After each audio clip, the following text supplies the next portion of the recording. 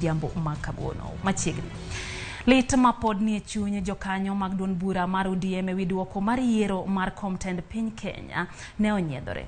Tinende jotend OTIENDE mogolo ywak kawacho ni chalo mar Raila Odinga nondo gi jokanyo mag riwruok mar Azimio la Umoja. Jaod bura mar Arieda OTIENDE Amolo loso kowacho ni gisechich kata motelo ne yiero ne nitiere ji mane Owuondo Raila Odinga. Dr. Buru moro to nyaka wawache. Nitiere Jomoko manokete keta jakom gi miriambo. Kapok ji odhi e yiero, nyaka samitimo yiero, ining'e ni wan kodi gorengo, nitie gik manwa wacho koda ka wan Bomas. Gi wuonde jakom nyaka dakika mogik. Okuodo ka to koro nyaka wuogi. Wan kaka jo ODM koro nyaka watim gimiluongo ni reflection. The reflection manyaka watim en ni nyaka do away with psychophancy. There is some psychophancy moro too much, is misleading. Gimutiende wacho cha.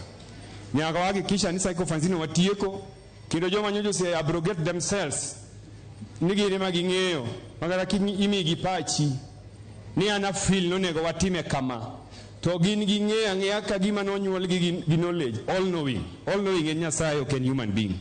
Jogo ging'ere, we want to urge them ni gi create space mondo jomoko mane migi ideas to gidak kao kabe otemie nikech ng'en koro watimo gimiluongo reflection. After Maraga, we'll have judges that can stand up in honor and with respect to the people of this land.